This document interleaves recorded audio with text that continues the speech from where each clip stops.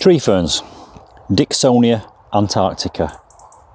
A plant which I find as unusual as it is fascinating. And we've just bought these 3 tree ferns, a small, a medium and a large.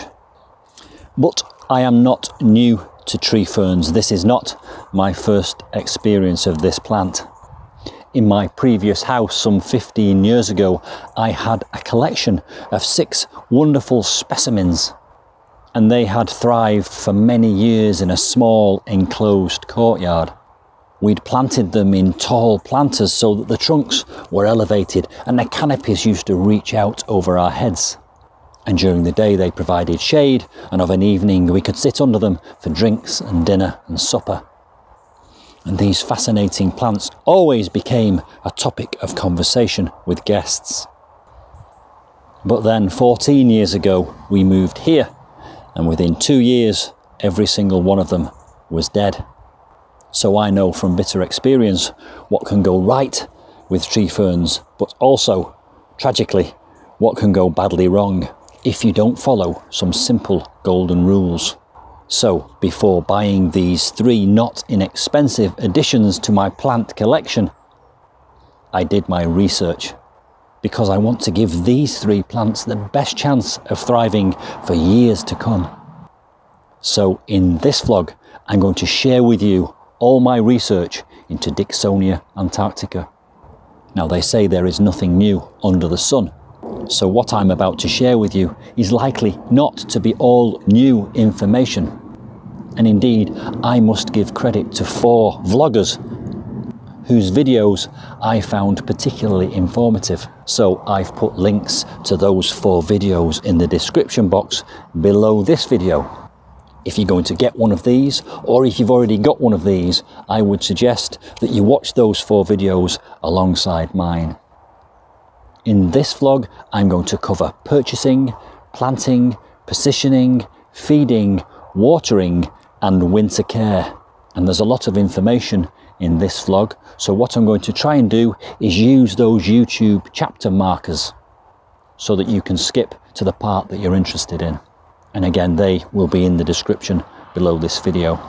Before I get properly into those 6 sessions, let me talk a little bit about the plant first. They are native to jungles and rainforests, where they live in sheltered, moist positions under the tree canopy. Because of that, they like to stay moist and they like to be sheltered. They are actually a little bit hardy in the UK, and they can cope with a little bit of frost, but they cannot cope with a sustained period of temperatures below 0.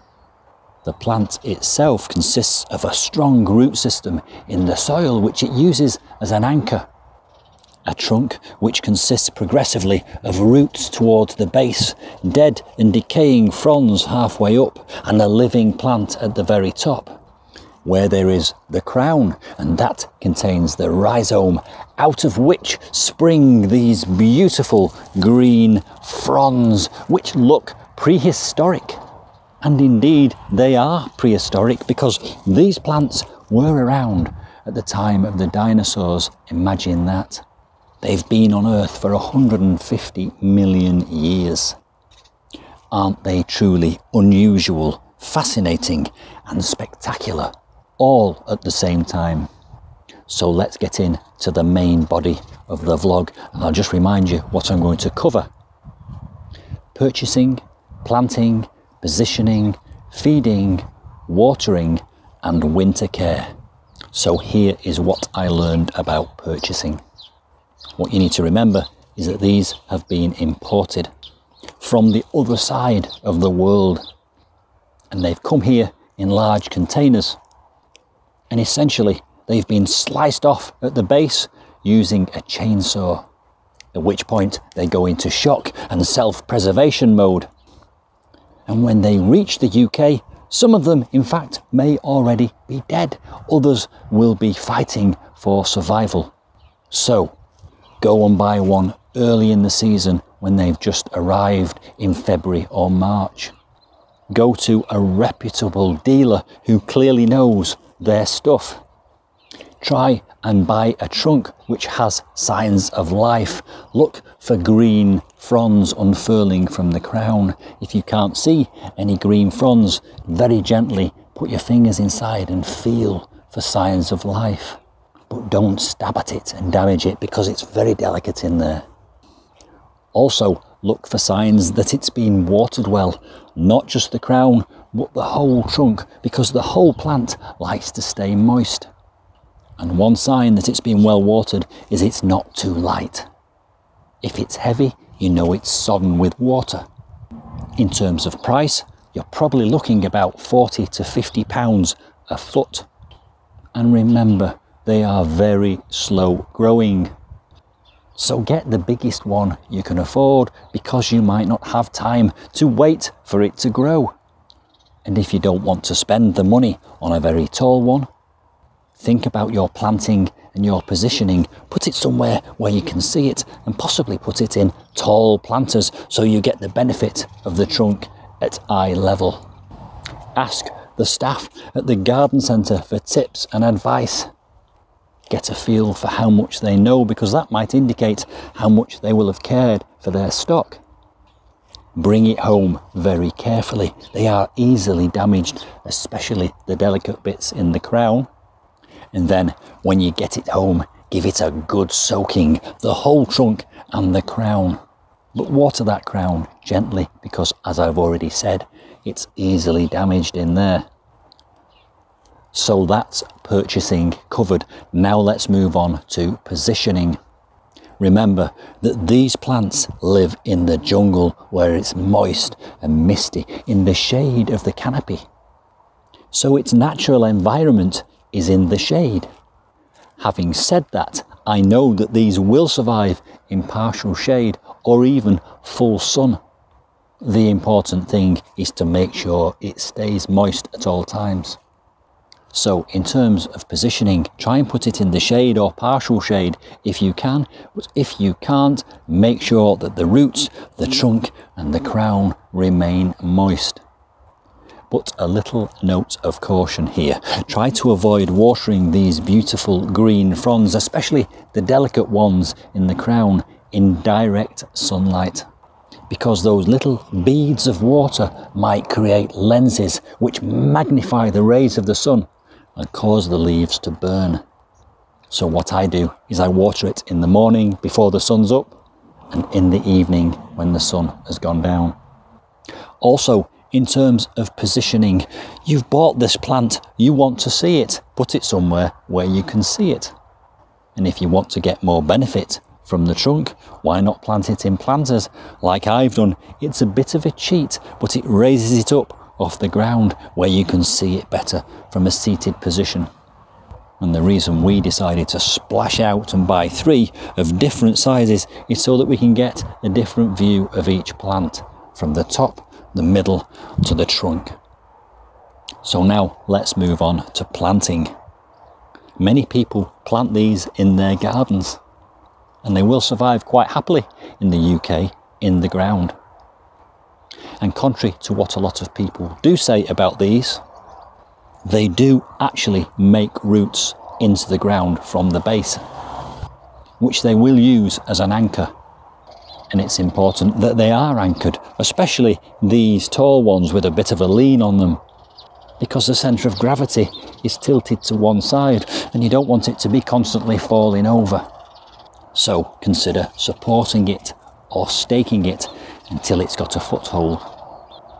And what I've done in these planters, which I've constructed specifically for these 3 tree ferns, is I've braced it underneath the soil surface. So if you were to dig down a little bit, you would see the brace that I've made to secure this trunk. And we wanted a bit of a lean because it gave us an unusual effect. And apparently you can pay more if your trunk has got a bit of a curve or a lean. So we think we got a bit of a bargain with this one, because there wasn't any surcharge for that bend. If you are going to plant them in the ground, avoid putting them in an exposed position. As I've already mentioned, I lost 6 in the space of 2 years because I put them in the wrong position. And I will come back to winter care in more detail at the end of this video. Plant it in rich compost and keep it watered. top dress it and mulch it on a regular basis. And if you do decide to move it, make sure that you take as much of the root as possible. I've put mine on this corner of the patio, which is a bit of a compromise because it does get full sun here, but not all day long. We have gentle sunlight from the east in the morning. Then midday, which is now, we fall into the shade of this beautiful big tree. And then at about 2 o'clock in the afternoon, the sun emerges again, which is why I've positioned this Chinese windmill palm here. And that affords the crown of this tall tree fern with a little bit more dappled shade in the afternoon. And I'm hoping that that combination of sun, shade, dappled shade, in a position where I can see and enjoy my tree ferns, will help them to thrive. Let's talk about feeding. And I found different opinions about feeding. Some people say it doesn't need feeding, and others say yes, it should be fed. And the conclusion that I've come to is that I will indeed feed all three of mine. I'll feed them at the base with top dressing and mulch, and we'll feed them into the crown with a liquid seaweed, and occasionally I will sprinkle in 2 or 3 pieces of pelleted chicken manure just for good measure. I'm going to talk about watering next, and I know I'm going to repeat myself. So, for the record, water the whole plant, the roots in the ground, the whole of the trunk and the crown. The whole of the plant must be kept moist at all times. Apparently, you can kill these by drying them out just as easily as you can kill them by letting them freeze. So, as I will explain in overwintering next, you must even keep them moist in the wintertime. What I'm going to do is I'm going to water them at times when it's shady. And I'm going to water them at the start of my watering regime. Then I'm going to go away and do all my other pots. Then I'm going to come back and do these for a second time so that I know they've had a good soaking. And in the hot summer months, I'll be doing that at least twice a day. So I think that's watering more or less covered, but the golden rule is keep it moist, both in the ground, up the trunk and in the crown. And we know all that because of its native environment.